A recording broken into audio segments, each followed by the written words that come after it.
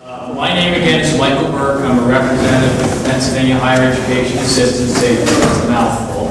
It's commonly known as FAFSA, and we've been around a long time. So our main mission really is to assist and help you in accessing higher education.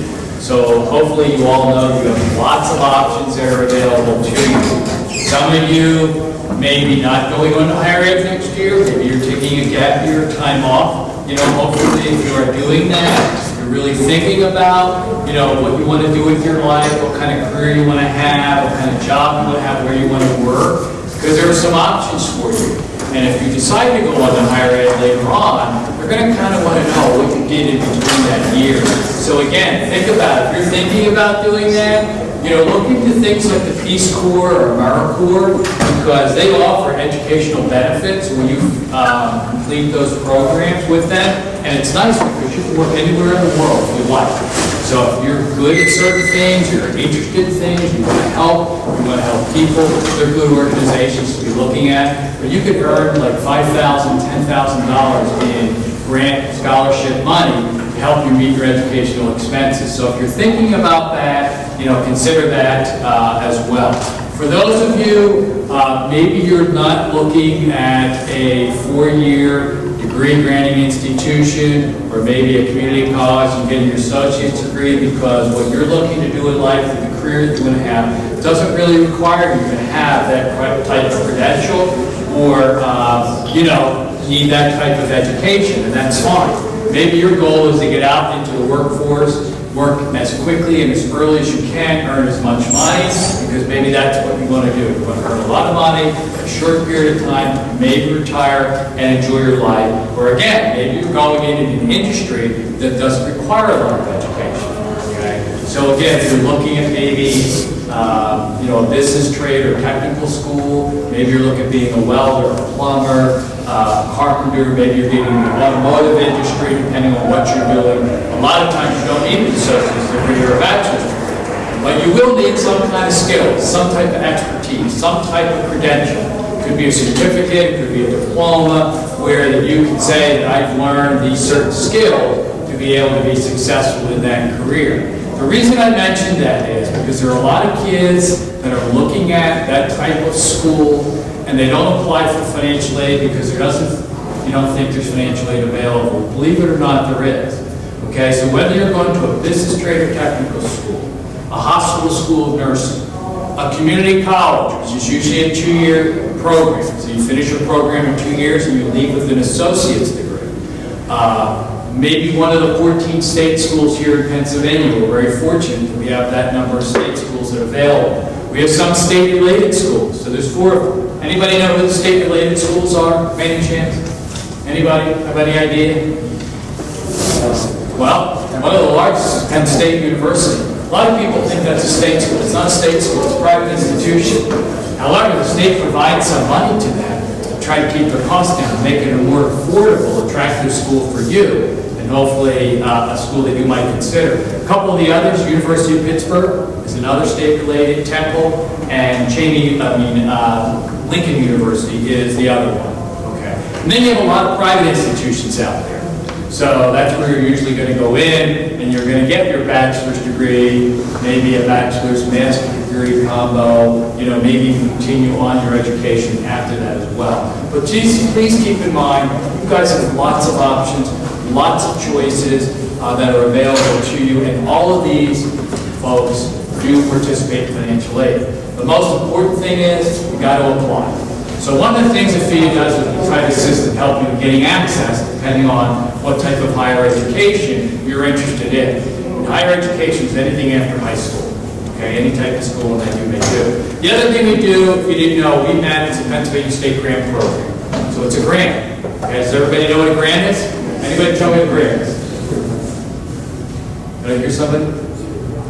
Free money, exactly. That's what we're going to be working on today. Hopefully I'm going to provide you some resources and information about where you can get some free grant and scholarship money. But that's the other thing. So the state of Pennsylvania, Commonwealth of Pennsylvania, offers a state grant program, okay? Again, free money. The federal government has a grant program. The schools that you might be interested in also offer grants and scholarships and other type aid to assist you in meeting your educational expenses. So that's another thing the FAFSA does like they have. So basically this morning what I'm going to do is I'm going to kind of briefly go through the financial aid process because I really want to encourage all of you to apply. Even if you're not sure about where you're going to school, you might go to school, you might not go to school, okay? We award financial aid for an academic year. So if you think it's at all possible that you might be thinking about going on to higher ed after you graduate from high school, okay, whether you're looking at starting a traditional school year, so August, September, or maybe you're looking, your program starts in November, December, January, February, okay, I would encourage you to apply for financial aid now, so that way hopefully you'll be considered for all aid when you actually articulate into that school or start to attend that school, and you won't miss out on anything, okay? The good thing about the financial aid process is you don't have to apply to a school or be accepted to a school before starting it. So hopefully you guys know that you can apply for aid. If you have any schools you think you're interested in, want to list them on your form. That's the only way that they get your information. Okay. So we're going to talk a little bit about the financial aid process. Has anybody applied yet? Has anybody filled out the FAFSA? Yeah. Was it hard? It wasn't too hard, right? Okay, it wasn't bad at all.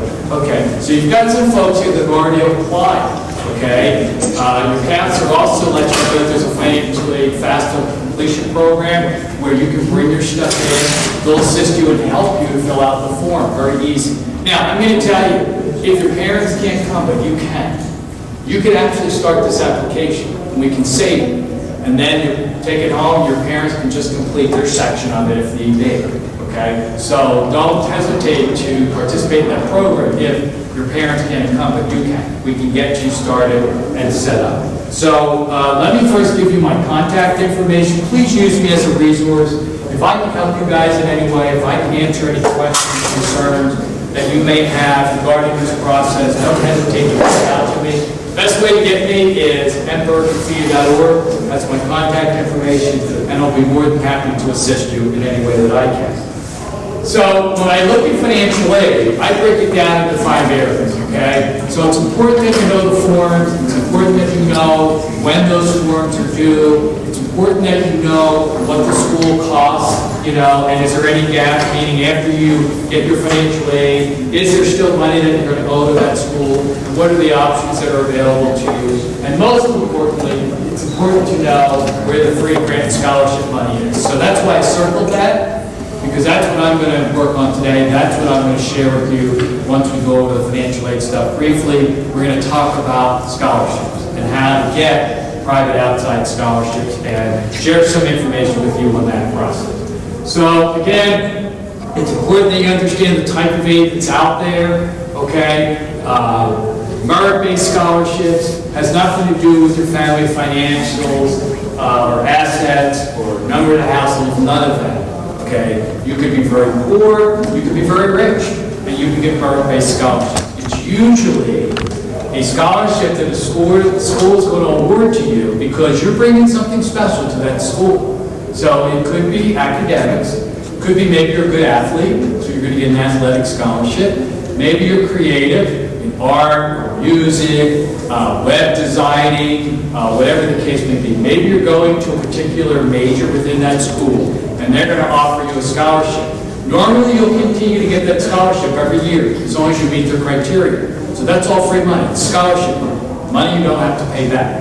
Now, majority of schools, in addition to merit-based, not all schools offer merit-based. So again, you want to research those schools, see if they offer that, and what do you need to do to apply to it? Is there other grants and scholarships that are based on your need? But you have to apply for financial aid in order for a school to award that to you, because basically what we do is we get some information about you, your family, and try to figure out what you can contribute maybe to your education, and then after that, if there's a need, or you have a need at that school's going to try and award you other grants and scholarships and other need-based financial aid to help assist you in meeting your educational expenses. But you have to apply for financial aid for us to do that. Now, your need is going to vary based on the type of school you go to. So, community college are a lot less expensive than a state school or state-related school. Private schools are your most expensive schools. And again, I would tell you that, maybe there are some private schools that you guys are really interested in. It has your curriculum that you're interested in. It's the right environment for you. It has all the things that you want out of your college experience. But you told your mom and dad that school's $60,000 a year, $90,000 a year.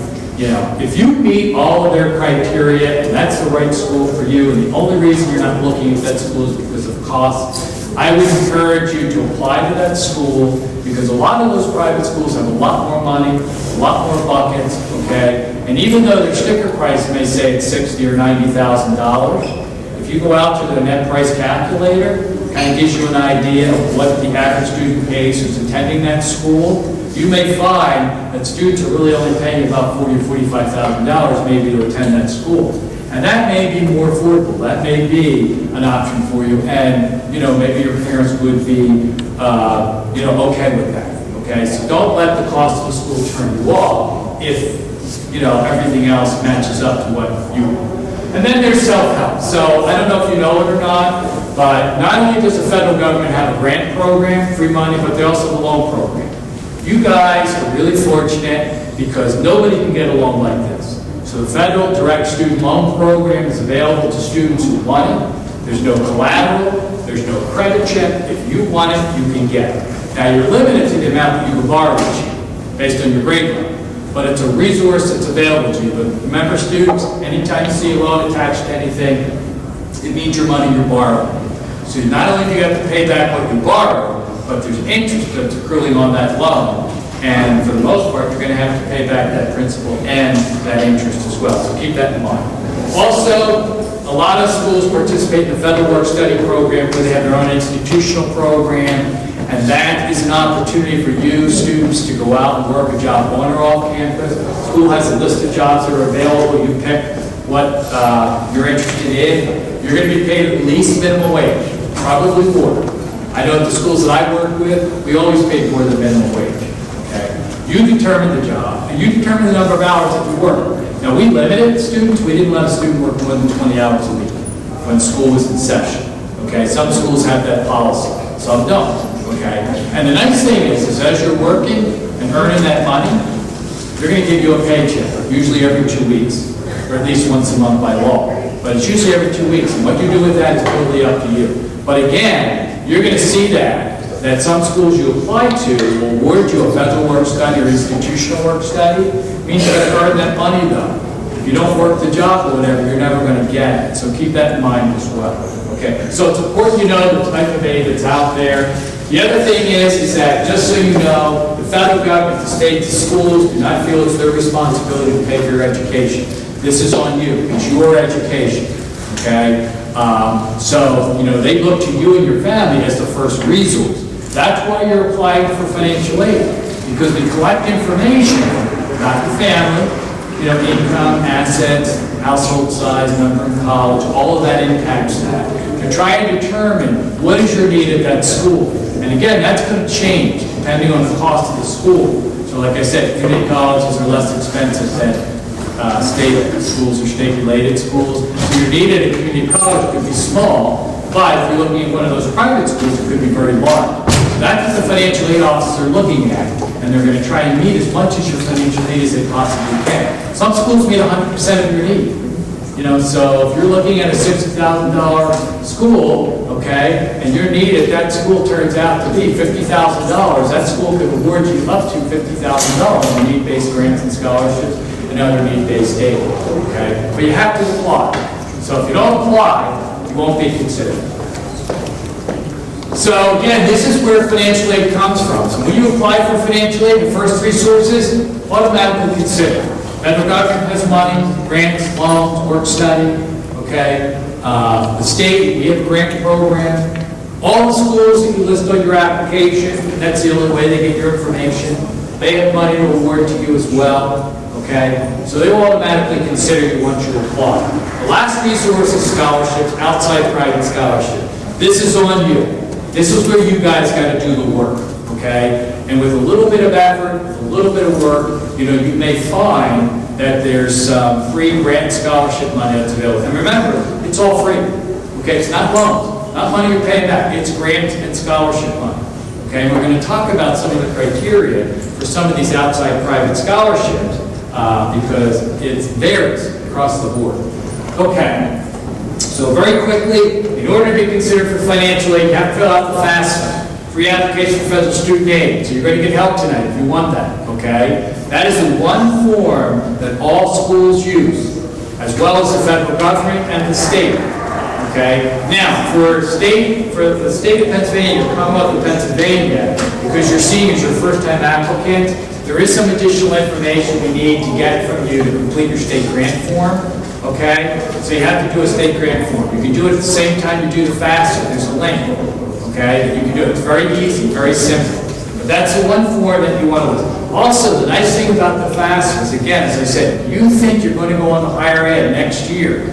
Even, whether it's in January, okay, because we award aid for the academic year, you can start this process. Even if you didn't apply to the school or been accepted to the school, you don't have to wait, okay? All you have to do is list the schools that you think that you might be interested in attending, or potentially might attend, okay? Because it's the only way they get your information. So again, if you haven't filed the FAFSA yet, or if you have, and there are other schools that maybe you didn't put on there initially, you can go back and add them at any time. But again, it's the only way they get your information, okay? So you have to make sure that you're filling out that FAFSA. And then, again, if you're looking at, it's mostly private schools, not all of them. So community colleges, state schools, state-related, none of them use the profile. They all use the FAFSA. But some private schools also require you to fill out the profile in addition to the FAFSA. Okay, so again, it's not a secret. Call the school, financial aid, admissions office, go to their website, they'll tell you what forms need to be completed. And if they require the profile, you have to do that in addition to the FAFSA to be considered for all aid offered by that school.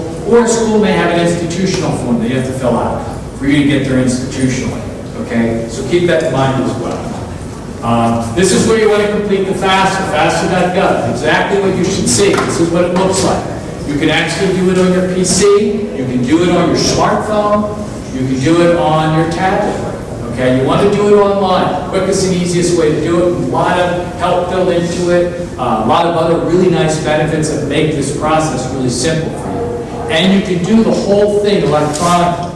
Okay, you will need to sign your application, and at least one parent will need to sign it as well, and I'm going to talk about that process in a minute. But again, make sure you're on the right website. I hate to say it, there are some scammers out there, there are some people out there that get your information, they know you're thinking about higher ed, and they're going to help you fill out the FAFSA, but they're going to charge you. It usually starts at $80 and goes all the way up. I had a family one year that paid $1,500 to fill out a free form. Absolutely a crime. Okay, please don't pay anybody. We can help you, the school can help you, schools you're interested in will help you. It's not that bad. Okay, so make sure you're going out to the right site and just do the online form. It's a lot easier. Deadline dates, again, is the other thing you have to be conscious of. Okay, if you're serious about financial aid, you'll never miss the federal deadline because it's the latest. Okay, now you can see the state wants it earlier. Okay, so if you are looking at a degree granting institution, okay, a 4-year school, state-related schools, private schools, most are 4-year institutions. You have to file your FAFSA by May 1st, okay, to be on time for this. Remember, even when you file a FAFSA and submit, okay, if you need to make changes or updates, you can do that at any time. We look at the date you initially filed the FAFSA, not when you're making changes and stuff, okay? So again, just make sure if that deadline date applies to you, you're meeting it. Now, because you're first-time applicants, and if you're looking at a community college only, or a business trade or technical school, hospital school, nursing, there's some open admissions institutions in Pennsylvania, like, trying to think of Cheney University, Valley Forge Military College, Harper College, a couple of them out there with open admission schools, or if you're looking at a 2-year non-transferable program. And what does that mean? It's a program usually offered at a business trade or technical school, some junior colleges, community colleges, where it's a 2-year program. At the end of that program, you're going to receive your diploma, credential, whatever it is. But unfortunately, all the coursework that you took in that program cannot be transferred into a four-year degree granting institution or degree program, okay? So if you're looking at one of those types of schools initially, we actually give you until August 1st to file your FAFSA and still be on time with the state. But each year after that, it's May 1st, okay? So know your deadlines. Again, know what form, no deadlines, not a secret, call the school, go on their website, it's all out there for you. Okay. So the FSA ID, this is one other thing you need to do, as your counselor had mentioned earlier. If you're coming tonight and you haven't created this, try and do it beforehand. Because actually you can enter your application using your FSA ID and it makes it even easier. Okay? You have less questions to answer. What is the FSA ID?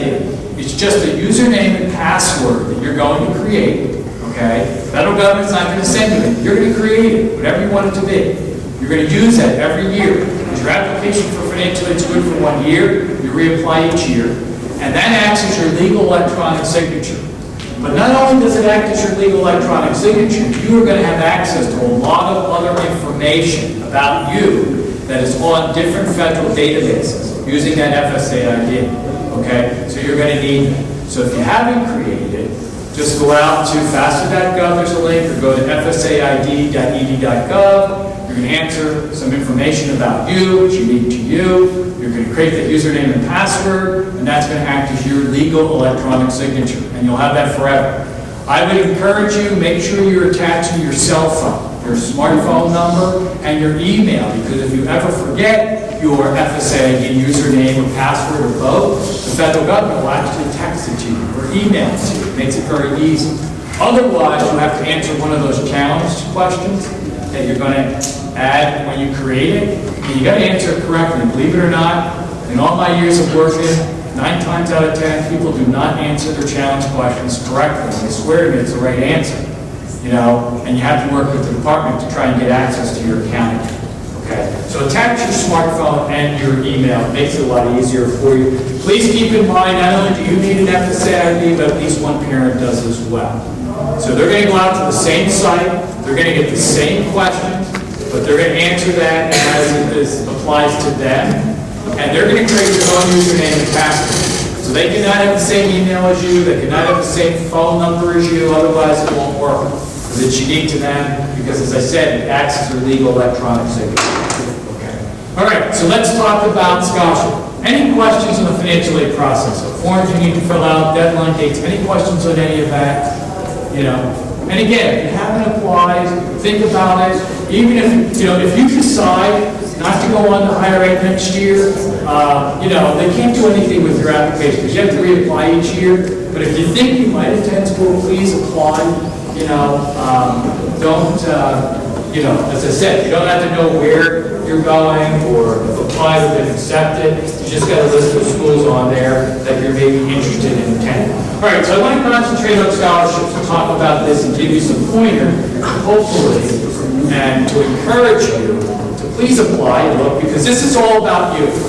Remember what I said, when you apply for financial aid, we're automatically going to consider you for any federal, state, and the school aid that, for the schools that you list in your application. So again, outside private scholarships are not just based on your academics, coursework you're taking, your GPA. There are a lot of other criteria and options that are available to you. So don't limit yourself, okay? Don't automatically exclude yourself because, you know, maybe you don't have the best GPA, whatever the case may be. But a lot of these outside scholarships are not even looking at that, okay, your academics. They're looking at other things. What makes you you? What makes you exciting, interesting? You know, what are your goals? What are your dreams? What are some of the challenges and obstacles that maybe you overcome to get where you are today and where you're looking to go, okay? So as you can see, there are many different ways in which these outside private scholarships are awarded to you. It could be based on some hobbies that you have. It could be based on maybe employment you've done. It could be based on academics. It could be based on, you know, your creative in music, you're a good leader in clubs, you know, whatever the case may be. So lots of different things that we're looking at and considering. So don't, again, overlook that or limit yourself. Okay. Usually they come from 3 sources. So there are a number of your post-secondary schools, your colleges, universities that offer you a scholarship. Could be a merit scholarship. So again, that's probably going to be based, again, as I said earlier, on something you're bringing special to that school. So go out there and look at the schools you're interested in, see if they offer any merit-based money. Okay? And do you qualify for that? What do I need to get that? Okay? Normally, when you get a merit scholarship, you're going to continue to get that each year as long as you meet their criteria. But again, there are other grants and scholarships that schools offer that's based on your need. Okay? But you got to apply for financial aid for them to be able to determine your eligibility for that. So again, please, I encourage you to do that. Local and regional scholarships. Okay? So believe it or not, if you haven't talked to your guidance counselors, you definitely should do that. Because there are a lot of local and community scholarships that are available to you. These are individuals in your community here that want to assist and help you meet your educational expenses. Okay? And most of you don't apply. I don't know why. I know there's not a lot of money, it's usually $500, $1,000, you know, or so. But again, remember, that's free money. That's money that you don't have to pay back. Money you don't have to borrow from. Money that doesn't have to come out of your pocket or your parents' pocket. And it might open up other options and choices and opportunities for you. Okay? So, again, make sure you're applying to those local community scholarships because they're really money. You know, and the majority of students that apply to them, seniors who apply to them, are zero. Across the board. Just don't apply for them. I don't know why. Okay.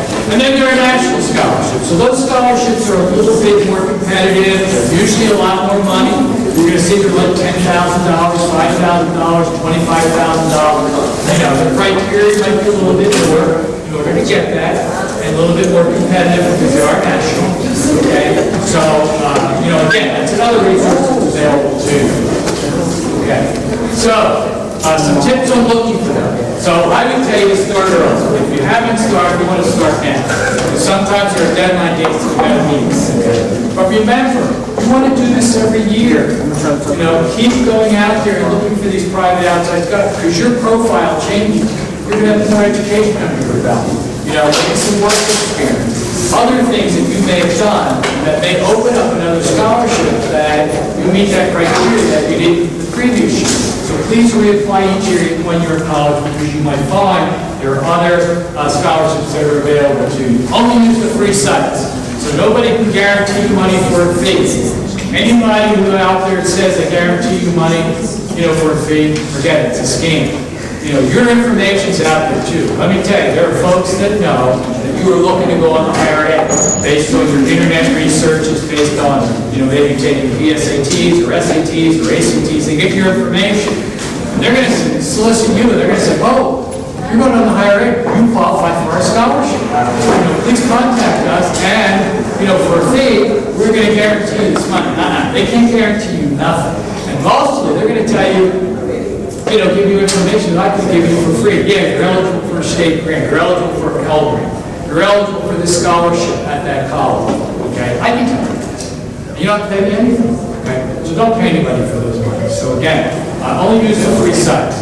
Don't have to go to the small scholarships, those community scholarships, apply to them. There's a lot less competition there, so if you apply, you know, you might get some resources there. Don't miss deadlines, just like with your financial aid application. Deadlines are really important. If you miss a deadline, they're not even going to look at your application. Okay, you could be the best person out there. You may meet all their criteria, but because you didn't apply on time, they won't even look at it. Okay, make sure you're applying on time. And then also, don't let the name turn you off. Okay, you know, because there's a lot of scholarships out there that have really funny and weird names that you may think, oh, you know, this applies to somebody who's interested in golf or, you know, something else. And it may have nothing to do with you.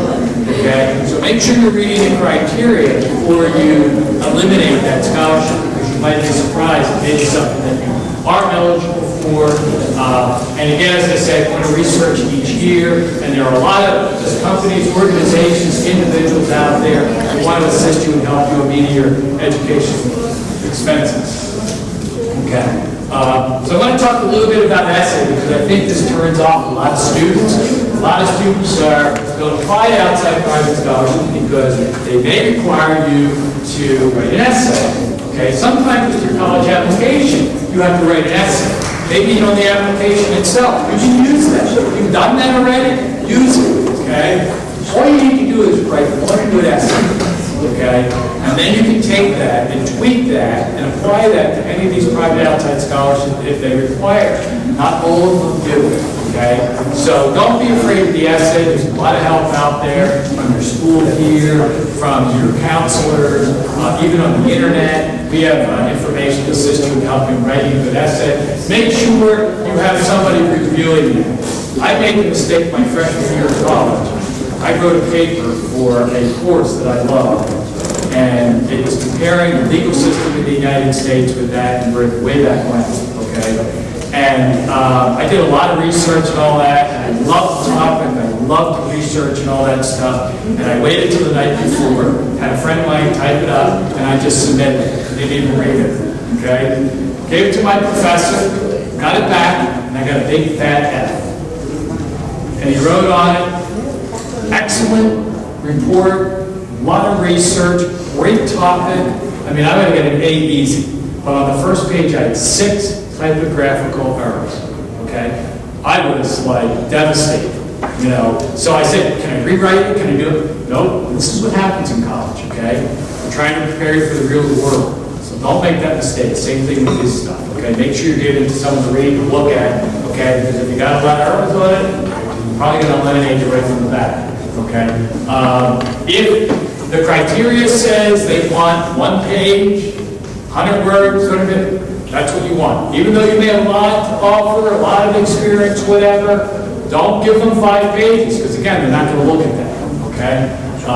And then it's really all about you. So don't limit yourself. Talk about your experiences, your challenges, your obstacles, your pluses, minuses, all of that stuff. Who makes you know, your goals, all of that's what they really want to know. And the essay kind of gives them an opportunity to learn a little bit more about it. So I have an example here of a question that was on an essay, or this is an application. And it says, how have you contributed to, and what have you learned? So the person wrote, I volunteered at my church and I learned I like helping people. Nothing wrong with that, okay? It doesn't say a lot about it. So look at, we reword that, embellish it a little bit, okay? Through my time, I spent volunteering with my children's choir at my church. I learned to lead a group by identifying their strengths and weaknesses, to build a team atmosphere, and to work towards a common goal. I did this by whatever, give an example. And, the success taught me whatever it may have taught me, okay? So think about that. Okay? There's better ways sometimes to say things. Again, this is the way they learn about you. Searching for scholarships, no right way or wrong way to do it. You can do it any way you want. Special scholarships, wacky scholarships, unusual scholarships, scholarships for males, energy, engineering, whatever the case may be. Okay? Scholarships for the average student.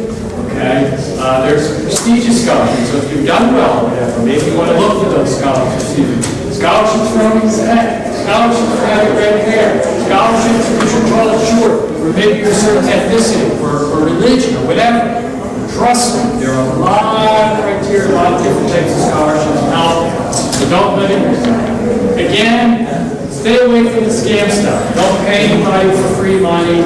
Okay, if anybody solicits you and says they guarantee you scholarship for money, forget it. Okay, so watch out for those companies. Also, some of those steal logos that look official and all that stuff, and put it on to make yourself look legitimate. So be careful when you're looking at those types of sites. If you have a concern or you're not sure, just call the company up and ask them, where do I go to apply your scholarship?